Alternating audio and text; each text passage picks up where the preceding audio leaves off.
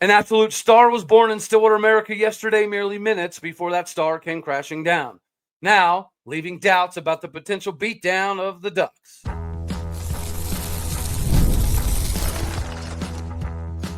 You are Locked On Oklahoma State, your daily podcast on the Oklahoma State Cowboys, part of the Locked On Podcast Network, your team every day. Howdy, y'all, and hello, all. Welcome back to Locked On Oklahoma State, your top stop for all things Cowboy and Cowgirl related. My name is Cody Stovall. I want to thank you kindly for stopping by to make this your first listen. We're available on all of your podcasting platforms, visually as well on YouTube. Find me personally on X at Aldeo State. Today, we're partially brought to you by Game Time Tickets. Download the Game Time app, create an account, and use the code LOCKEDONCollege, all one word, for $20 off your very first purchase. Give a Game Time Tickets today. You're going to need Game Time to get some tickets to go check out the Cowboys versus the Oregon Ducks. However, the shape of that game is significantly different. The Cowboys decided to roll out with Hauss Hejny as QB1 against UT Martin, and it was going very swimmingly. If you were part of the social media, Twitter, Oklahoma State verse, it was going absolutely wild. We had a guy again. We had somebody that could lead the charge. We might have the legit possibility of beating Oregon with Hauss Hejny at the helm, and then Hauss Hejny goes down. Now, originally, there was a report from the sideline that he was just overly winded or tired, something to that effect. And then it was very shortly after that I was informed that he had a broken foot, likely the cuboid bone on the outside of his left foot, that is likely to put him out for at least 5 weeks. 5 weeks would be if everything went perfectly. That's just the reports that I'm hearing. Unfortunately, I heard it from enough people that I definitely trust to have some viability here. It's a sad day for Cowboy country. Yes, we're 1-0. It's nice to be undefeated. A 27-7 score on the broad scheme of things is not a bad look. But losing Hauss definitely was a derailment of the offensive efficiency. Zane did get more comfortable, it seemed, as the game progressed, which is definitely a positive sign. But the biggest concern is that offensive line, which naturally, we talked about this Tuesday and Wednesday.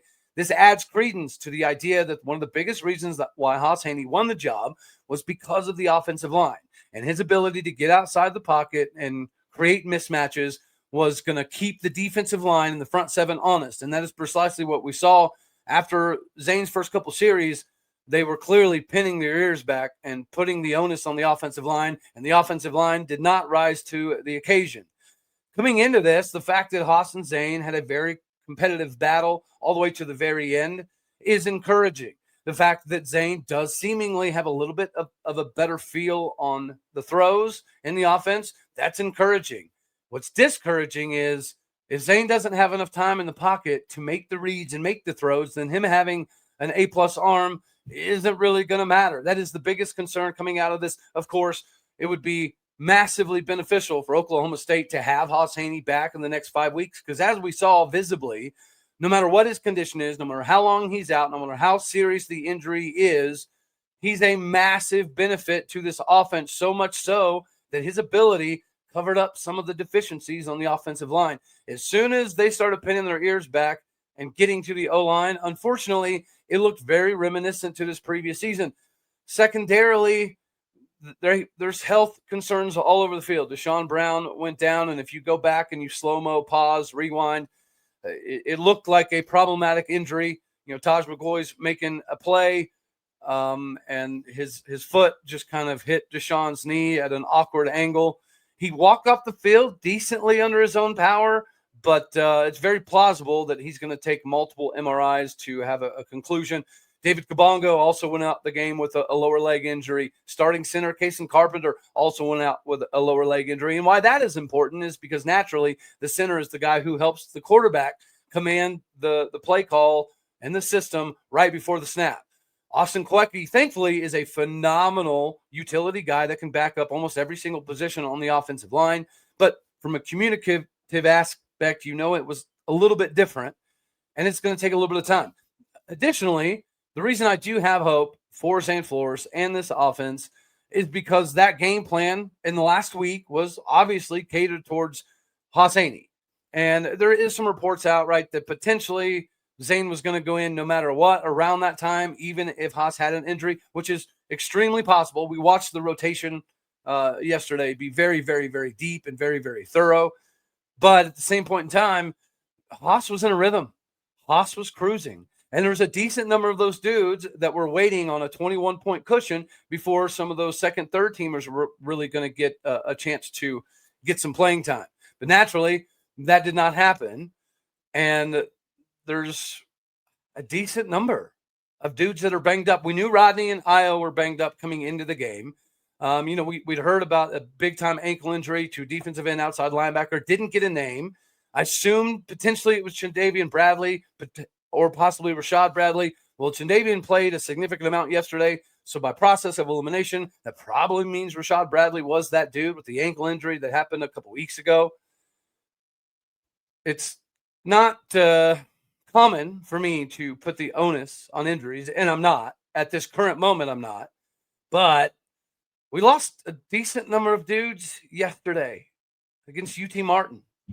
And although depth seems to be improved, as we just witnessed, you're only one or two injuries away at key positions from having a little bit of a drop back in the talent and the ability to cover the field. We're all saying prayers for Hauss Hejny and his family. It's got to be the worst for him coming in here, winning the job at the very end, and then looking like a true potential star. That was future Spencer Sanders. That was a much more athletic version of even J.W. Walsh. And Hauss Hejny showed precisely why he ended up getting the QB1 snaps. Zane Flores is more of a pocket presence, a passer. But I will say, if you go back and look at some of that game, there was at least three that I counted without going back and looking at everything live, and in the highlights, there was at least 3 or 4 plays where if he would have pulled the ball and kept it himself, he'd have had easy first rounds. There's even one play where there was so much green grass in front of him, he legitimately probably would have ran for 15, 20-plus yards. Now, that could have been a direction by the coaching staff, like, hey, dude, we're already down to you and Banks, so hand the ball off. Do not pull it and take those holes. But against Oregon, if those same opportunities present themselves and Zane Flores does not hand the ball off, it could be a long day for the Cowboys. The offensive line, that was the biggest concern coming into it, as we've covered ad nauseum. Even when we had Trent and Reagan on, that was something that was discussed. And it's very evident that is still the Achilles heel of this Cowboy football club. In order for us to get the most out of the running back situation or Zane Flores taking over, we've got to have more of the offensive line. Why don't we just go more 12 personnel, right? I know that we want to utilize the weapons that we have at wide receiver, but if we can't get them enough time to get the football in their hands, then it's somewhat insignificant. Would I like 13 personnel? Absolutely not. But if that's what we have to do to protect Zane and get some holes opened up for the running backs, then that's just what we have to do. If we have to overload tight ends and extra offensive linemen into the fray just to be able to get some open space for the running backs or give Zane enough time to find the guys downfield, then it is what it is. That's something we're going to have to look at. I appreciate running 3-4 wide, right? That's how the Oklahoma State offense is supposed to be. But if Zane Flores can't get longer than 2.7 seconds in the pocket, it ain't going to matter. It's not going to matter who we have at quarterback. This is, unfortunately, somewhat reminiscent of last year with Alan Bowman. As soon as Texas laid the blueprint out that all you have to do to beat Ollie Gordon is to load the box and blitz 24/7 from multiple angles all day, every day, and that in turn was going to screw up Alan Bowman so much that the offense would be non-existent. Texas laid that blueprint down, and then everybody in the country followed that blueprint last season, and it equaled some of this. So I do give Alan, Dr. Crawdaddy Bowman a hard time for backpedaling 17, 18, 20 yards, but at the same point in time, the poor dude wasn't getting a lot of time to diagnose anything and make the reads. And small sample size. Thankfully, it's only one game, and we're really judging things predicated on 3 quarters of action. And the last quarter, we did look better. Zane did seemingly get in a little bit of a rhythm. But if that O-line plays like they did yesterday all season, we could be looking at a rough one. Man, are we cursed? Why can't we have nice things? Even if Oklahoma State's having difficulty keeping the fun stuff on the field, it's important that you get to the field to watch the action, and we could still shock the world against the Oregon Ducks. In order for you to have all of these ticket capabilities, you got to get with Game Time because college football is here. We have arrived. I know most of us cannot be more excited. The tailgates, the rivalries, the energy in the stands, there's not really a whole lot in life like it. So let's be realistic. Actually getting tickets can feel more like a battle than the game in and of itself. Sometimes you're waiting forever. You got endless queues, hidden fees, prices jumping randomly at checkout. This is why you have to use Game Time, the app that gives the advantage back to the fans. It's the easiest way to score last-minute tickets at the best prices with no surprise fees. What you see is what you'll pay. If you pull up Game Time, it's just a couple taps, and you're going to see amazing deals. You can find your favorite college football games for as low as $25. The app is made super simplistic just for you, so even in the exact view section of your seat, you know what you're getting before you buy. Honestly, it's the fastest, best, least amount of stress-inducing way to get tickets. So take the guesswork out of you buying college football tickets with Game Time today. Download the Game Time app, create an account, and use the code LOCKEDONCollege, all one word, for $20 off your first purchase. Terms apply, but again, that promo code is LOCKEDONCollege, all one word, LOCKEDONCLLEGE, for $20 off. It's simple. Swipe, tap, get the ticket, go. Download the Game Time app today for the bee's knees for all of your ticketing needs. All right, now we get to go to another section that unfortunately has some ramifications if the offensive line isn't doing what they're supposed to. We discussed last season going into the Tech game or after the Tech game, the offensive line, PFF-wise, was giving up, Ollie Gordon was getting hit in the backfield 51.8% of his carries. That was never going to cut it. No matter how good Ollie Gordon was, he still rushed for like 880 yards while getting hit in the backfield over 50% of the time. And that's precisely what we saw last night. And yes, I did do some check-in. Trent Allen is fine. There was just a little bit of a mix-up, and Coach Corey Patterson decided to go with a little bit of a different route for the season opener. But we can all be realistic. If this RBU crew does not have Rodney Fields in it, does not have Trent Allen in it, we're in for a rough go. Caleb Hicks definitely showed flashes of why he began the game as RB1. Freddie Brock is, I don't know. Freddie Brock he's decent. It's maybe not a great game to judge, but from what we saw, Freddie Brock is not going to be much of a contributing factor to this offense, unless maybe he had a bad game. I don't know, but Freddie Brock did not look like he should have been toting the rock as much as he had the ability to do so. Sesi Vailahi came in and looked serviceable. Caleb Hicks seemed to have a propensity to try to bounce it outside a little bit too often, which is crazy because when he did go through the 4-hole, he lowered his shoulder and absolutely dominated a dude. So he clearly has the ability to run between the tackles, but he does like to get outside a little bit too much. We got to have Trent Allen back, right? So, if he is healthy, hopefully whatever he had to navigate through is not a big deal as we come into the Oregon game, because there were several instances where having a dude like Trent Allen toting the rock would have been massively beneficial for the Cowboys yesterday.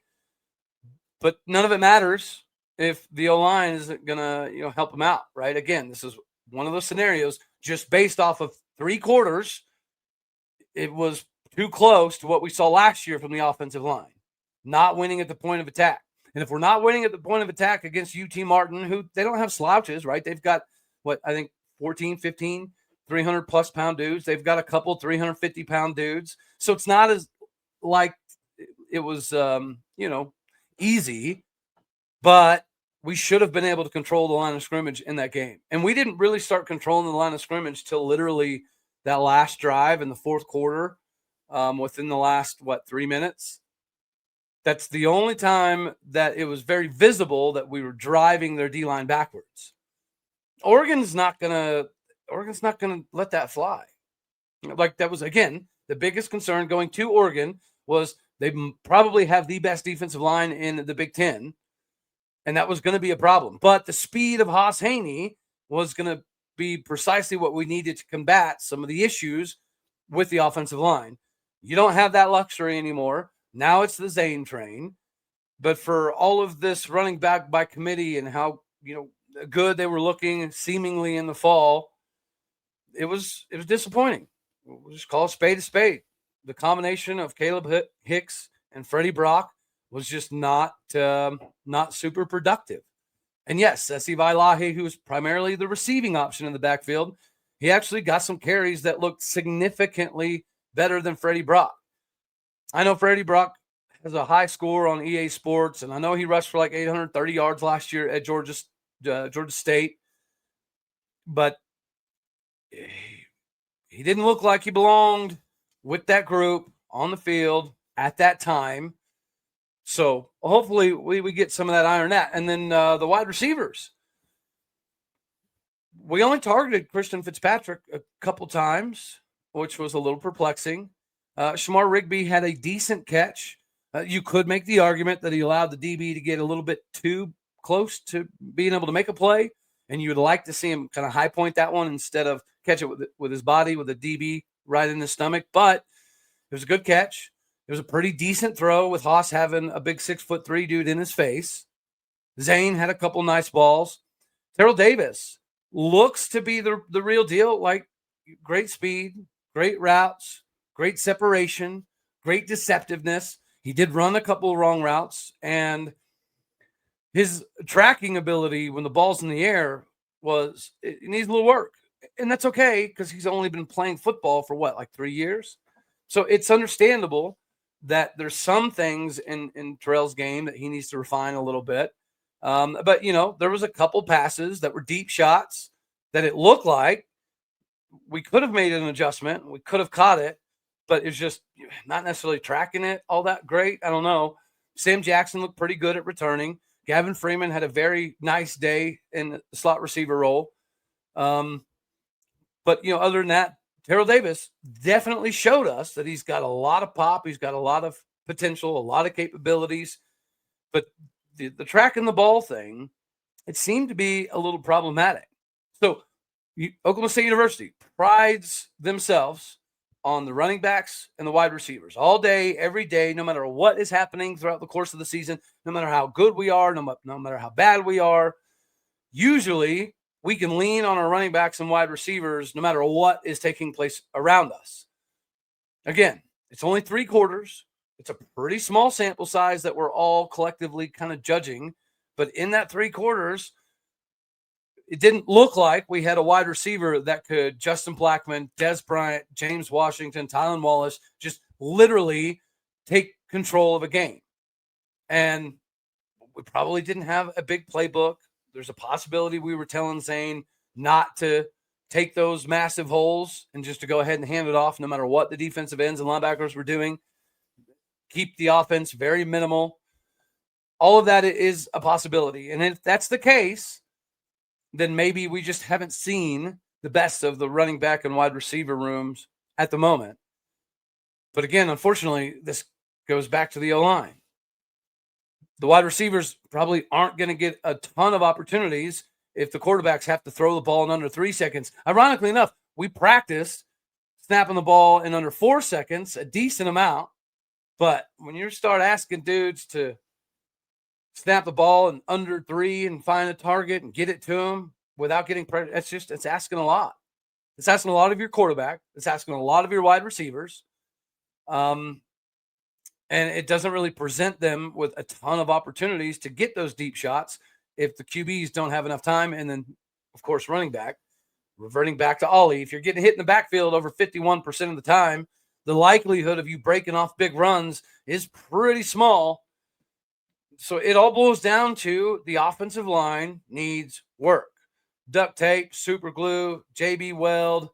I mean, maybe they need to hire the Liver King to be the offensive line guru, but yeah, something's got to give for sure. Sometimes something's got to give, but sometimes you need to get stuff in return. All right, Locked On Oklahoma State peoples. If you're paying full price for gas, you're missing an opportunity. Stop leaving money behind. Get real cash back every time you fill up your tank with the free Upside app. Simply download the free Upside app in the App Store or in Google Play right about now, and you're going to start earning cash at the pump today.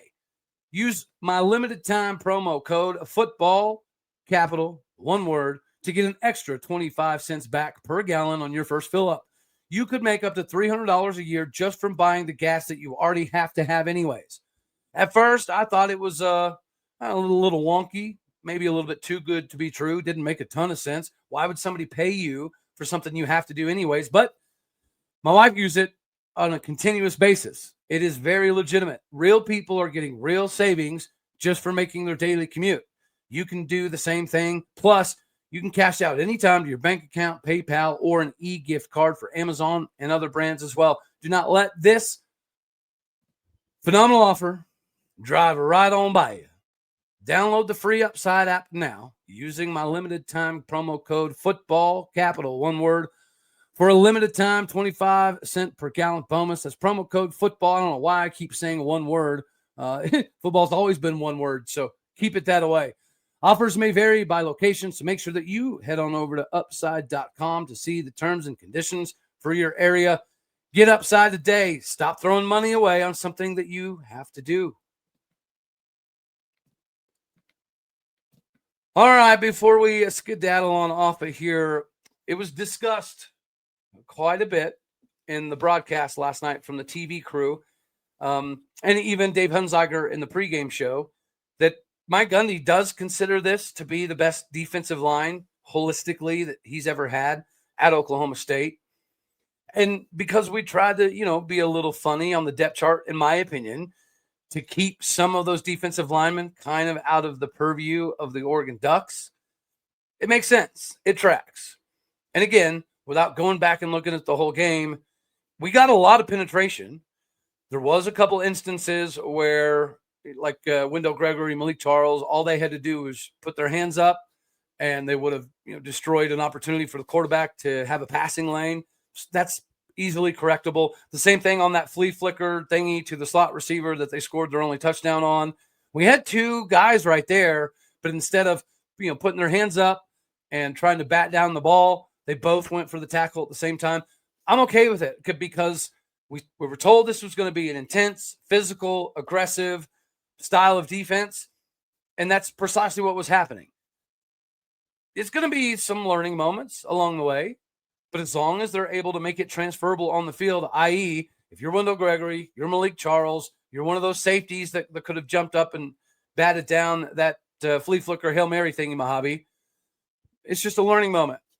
We don't have to kill everybody all the time. 9 tackles for loss is wild, but I think they had like 10 tackles for loss. So even though 9 TFLs is remarkable, and defensively, statistically, we actually did pretty daggone well. We're going to save some of that. We're going to do, for the regulars out here, the drill. Over the weekend, we typically do a good, bad, ugly series. So that's what we'll do over the weekend. And it gives me more time to watch the entire game over once again.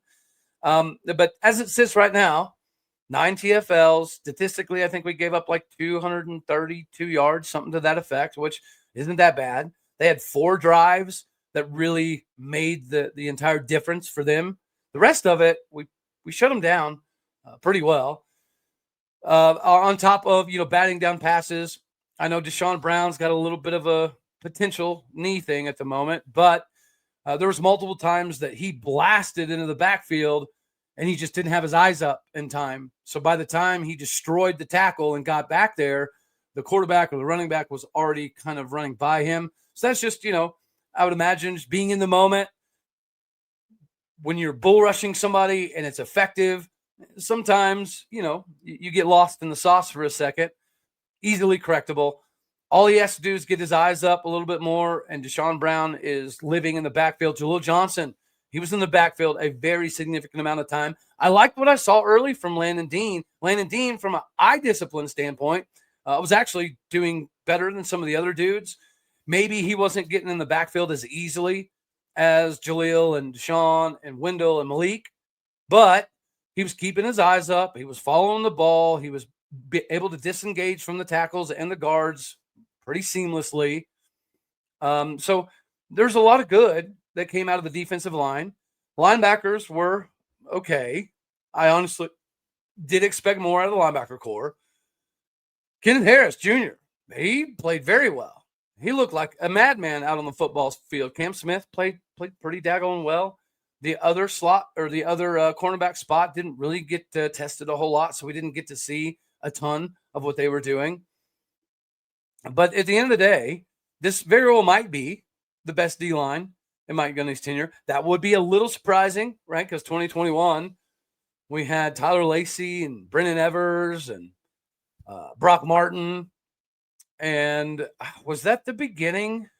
Trace Ford? It was, yeah. So we did have a phenomenal D-line in 2021. So if this crew is reminiscent of that, then I'm buying the hype. And the amount of times that we lived in the backfield, it was very noticeable. We just weren't completing the plays. We weren't getting the guys down once we got back there as often as we easily could have. Once again, this is going to be something that can be easily fixed in film. It'll be interesting to see what the injury reports are. We don't get them for non-con games. So that'll make it a little problematic. David Kabongo had a lower leg injury. I haven't heard the severity of it, but, he didn't come back in. So it's at least a limiting factor. Just a lot of crazy stuff happened for game one. And we are undefeated. We did win somewhat convincingly. And the last couple drives of the fourth quarter look to be promising. We're going to have to throw the kitchen sink at the Ducks. Like that's what we know. Just like UT Martin. Their only touchdown was on a trick play. And it got us. We're going to have to do some pretty creative, fun stuff. We did get to see Sam Jackson take a ball towards the backfield. And he rolled out right. I don't know if he was looking to throw, but it at least gave a little bit of that wrinkle for Oregon to pay attention to. And then at the end of the day, you do have Banks Bowen. And you guys, Banks Bowen was in competition to be QB1 at Tulsa. There's a good probability that the more experienced veteran Dune probably would have won out, and he would have been QB2 at Tulsa. But he took a big risk coming to Oklahoma State. He went from knowing he was going to get a fairly decent amount of playing time at Tulsa to potentially not getting a single snap this season in Stillwater with this likely pretty significant injury to Hauss. He's one play away from being in the game. Now, is his passing the same as Hauss and Zane? From what we've heard, no. But he did rush for like 2,300 yards in high school. So he's got the wheels to run a read option RPO style of system, which is clearly what we were doing. And we're going to have to rely on some of these wide receivers and running backs, guys. They're going to have to make some superhuman plays sometimes. It's the lay of the land. And you can go back to Wheaton and Rudolph. They would constantly talk about there was several times where they just tossed the ball up and Blackman or Wallace would randomly come down with it. We need to have some of that regardless of who's at quarterback this season. All right, y'all. So we're going to have this one right here. As always, I love you. God bless. Go Pokes. Thank you for tuning in to make this your first listen here on Locked On Oklahoma State, because you could be anywhere. So happy you choose to be here. Make sure you go check out Gary Patterson with Locked On. What a blessing. What a massive ordeal for Locked On to bring in Gary Patterson and Jesse Hawley. And they team up with Drake. So Drake's officially done, made it to the big time. Make sure you go check that out. All right, y'all. My podcast people, do what you do. Hit the stars. Leave some reviews. Later, taters.